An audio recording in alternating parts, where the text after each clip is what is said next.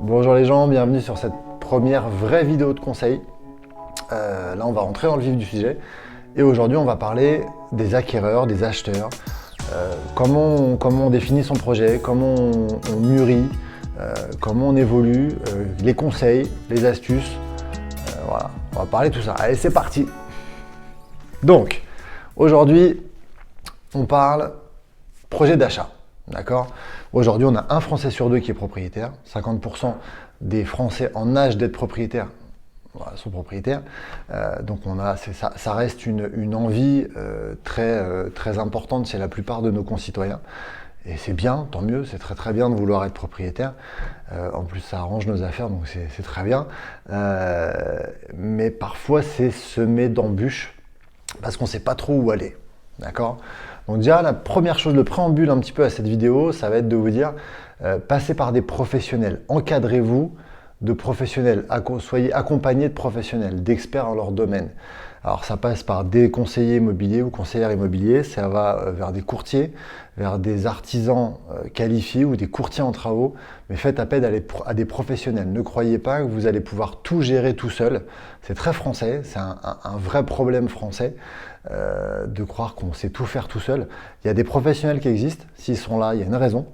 Il y a 70% aujourd'hui du marché qui est détenu par les professionnels de l'immobilier, donc il ne faut pas le négliger. Donc surtout, faites-vous accompagner de bons professionnels. Donc ça c'est le premier point. D'accord. J'en reparlerai dans d'autres vidéos, je pense que c'est assez important. Donc, le projet d'achat, comment ça se passe? Déjà, on va partir d'une idée simple, c'est qu'on va mettre de côté les envies. Je sais, c'est triste, je suis désolé. Voilà, on part sur une mauvaise nouvelle dès le départ. Mais quand on achète ou quand on veut acheter son premier bien, on met un petit peu de côté la partie envie. On va rester sur la partie besoin. D'accord. C'est quelque chose qui est beaucoup trop négligé par la plupart des gens. Ils ont tendance à partir, et c'est normal, hein, c'est humain. On part vers ce dont on a envie. On veut se faire plaisir, on veut kiffer. Un grand séjour, un jardin, un balcon, une terrasse, du centre-ville ou peu importe, ou alors 2000 mètres carrés de terrain au milieu des champs, j'en sais rien, mais on veut toujours un truc idéal selon nos envies, d'accord? Ça, c'est pas possible. Malheureusement, c'est pas possible au début, sauf si vous êtes gagnant à l'euro-million, vous avez hérité d'une fortune, je ne sais pas, ou alors vous avez fait fortune à 20 ans ou 25 ans, grâce à X moyens, j'en sais rien, il y a plein de vidéos sur YouTube qui parlent de ça. Donc voilà, mais sinon, si vous êtes un citoyen lambda, comme vous, comme moi, comme n'importe qui travaille, qui a envie de se lancer, qui a envie de ne plus mettre un loyer dans le vide tous les mois, mais qui préfère devenir propriétaire, à ce moment-là, il va falloir raisonner en termes de besoins et non pas d'envie, dans un premier temps. D'accord? Alors, besoin, c'est quoi? Besoin, c'est besoin en surface. De quelle surface j'ai besoin? Je suis tout seul, je n'ai pas forcément besoin de 150 mètres carrés et de 5 chambres, on est d'accord? Si je suis en couple, voilà. Si j'ai des enfants, combien d'enfants? Âge des enfants? Tout ça, ça va être important. Donc on va avoir besoin d'un certain nombre de chambres. Donc la surface, voilà, on raisonne comme ça, en termes de besoins. Secteur, pareil, où je travaille. Où j'emmène les enfants à l'école si j'ai des enfants, où sont mes sorties, mes occupations, mes activités, etc. Comment ça se passe? Donc ça, le secteur, c'est important par rapport à ça. D'accord? Déjà besoin. Qu'est-ce qu'on peut avoir d'autre? Je sais pas, travaux, qu'est-ce que je suis capable de faire comme travaux? Si je ne suis pas capable de faire des travaux et que je m'accompagne d'un professionnel à ce moment-là, est-ce que j'ai les moyens de le payer? D'accord? Donc à ce moment-là, on va réfléchir en termes de budget global, de produits finis. En produits finis, combien ça va me coûter? Ça, il ne faut pas le négliger, d'où l'importance. Après, je vous expliquerai des chiffrages, devis, artisans, etc. C'est essentiel. De ne jamais sous-estimer le montant des travaux. Ça, c'est pareil, l'erreur de débutant, l'erreur facile. C'est de sous-estimer ces travaux. On se retrouve avec 5, 10, 15 000 euros de travaux supplémentaires qui n'étaient pas prévus. On doit se démerder comme on peut, c'est pas évident. Donc ça, c'est un vrai problème. L'idéal aussi, ah oui, élément essentiel, je vous en ai pas parlé, monsieur, madame. S'il y a monsieur, madame, il faut que les monsieur, madame soient d'accord. Ça, c'est la base.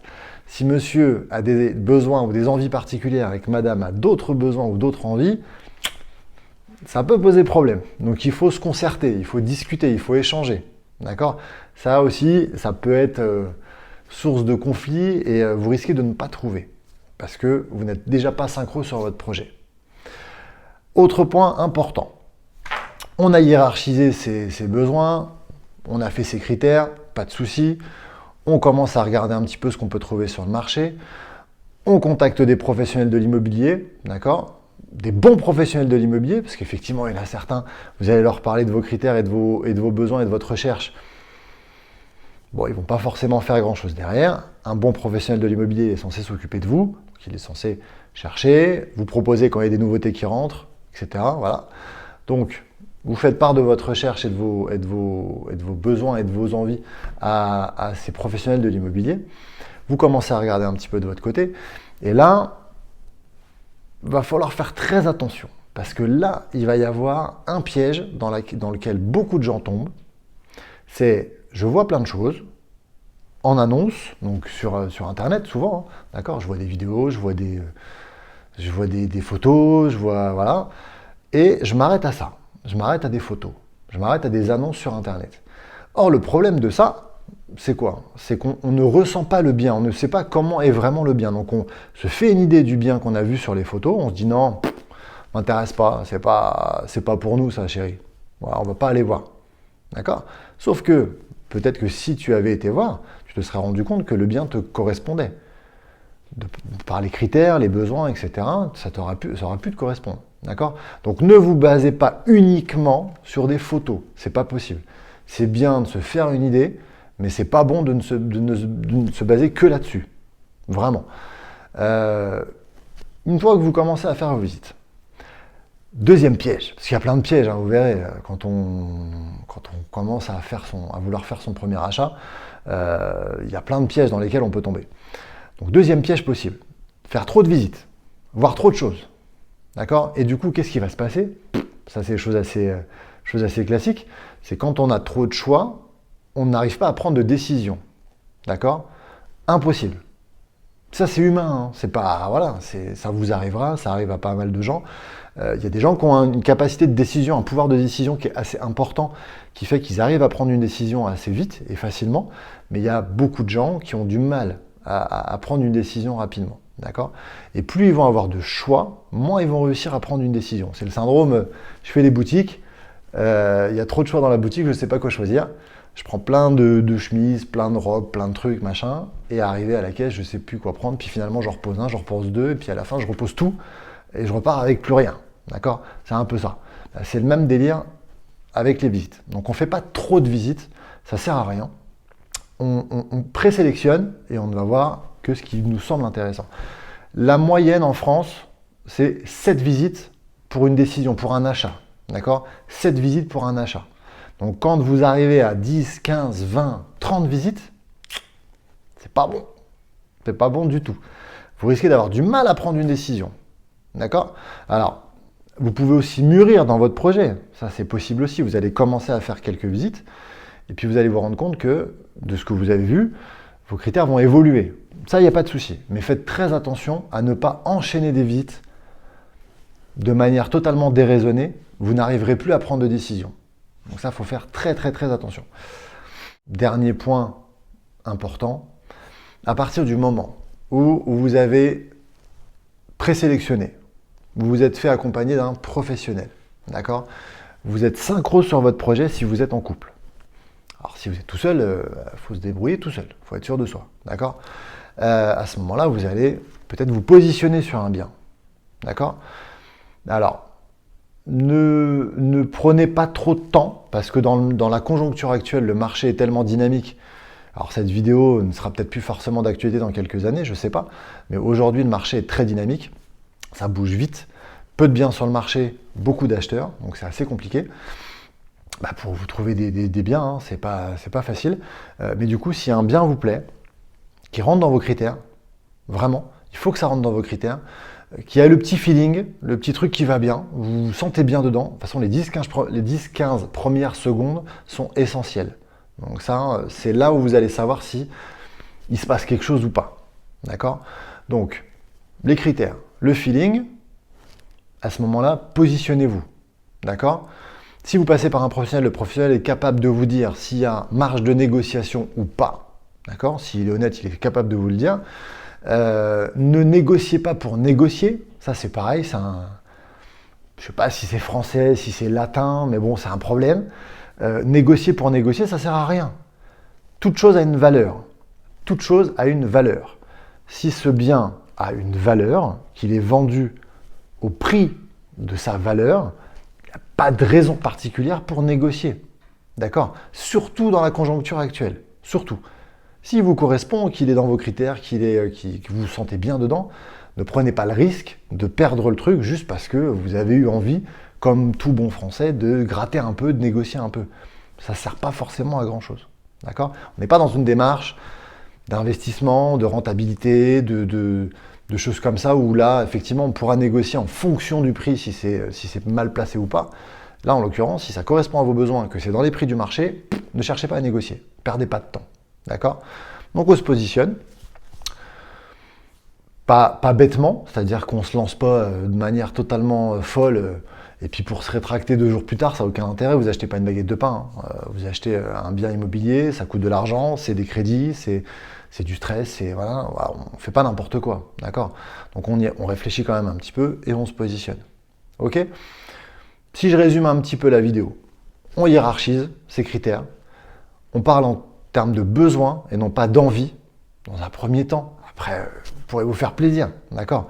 Mais sur un premier achat, sur un citoyen lambda, on priorise en fonction de ses besoins. Ça, c'est essentiel. 3e point, pas trop de visites. Ça ne sert à rien d'en faire 15 000, d'accord? Présélectionner et aller visiter. Avec un professionnel, c'est mieux. 4e point, on se positionne assez rapidement, si c'est dans les prix du marché, d'accord? Ça ne sert à rien de tergiverser pendant 15 ans. On prend un petit peu de recul, une journée ou deux, si on a le temps, si on peut, et puis on enchaîne. D'accord? Voilà, c'était une petite vidéo sur des pièges faciles, des petites choses qui ne sont pas forcément évidentes sur un premier achat, hein, sur une première recherche de biens à acheter. Souvent, les gens se noient dans cette recherche-là, n'arrivent pas à prendre de décision. C'est pour ça qu'il faut aussi se faire accompagner de personnes sérieuses, de professionnels sérieux. C'est essentiel. Attention aussi avec les copains, la famille, les amis qui peuvent vous donner des conseils. Attention, je vous dis un truc, hein, ça reste entre nous, c'est que la plupart du temps, la personne que vous ramènerez avec vous, votre papa, votre cousin, votre tonton, qui vous voulez, il aura tendance à casser le truc. Il cassera le bien, il va le déglinguer, d'accord? Mais c'est fait exprès. C'est fait exprès parce qu'il ne veut pas prendre la responsabilité que vous fassiez un mauvais choix. D'accord? Il ne veut pas prendre de responsabilité là-dessus. Il n'a pas envie qu'on lui reproche, pas forcément consciemment, hein, voilà, indirectement, on pourrait lui reprocher, il a l'impression qu'on pourrait lui reprocher si vous n'étiez pas satisfait du bien. D'accord? C'est un peu con, mais c'est comme ça. Donc faites attention. Si vous y allez revisiter avec quelqu'un, un proche, écoutez, mais prenez pas forcément tout ce qu'il dit pour argent comptant. Il faut que ce soit quand même étayé, il faut que ce soit argumenté, et puis il ne faut pas qu'on vous casse le truc si vous avez vraiment eu un coup de cœur et que ça correspond à vos besoins et à vos critères. Voilà, restez quand même concentré sur votre projet. C'est vous qui allez habiter dedans, c'est vous qui allez le payer. Donc faites attention à ça. D'accord? Je vous retrouve très prochainement pour une nouvelle vidéo. On parlera d'un autre sujet. N'hésitez pas en commentaire mettre vos questions, à me mettre les thèmes que vous aimeriez que j'aborde sur des prochaines vidéos et nous on se retrouve très bientôt. À bientôt, ciao les gens.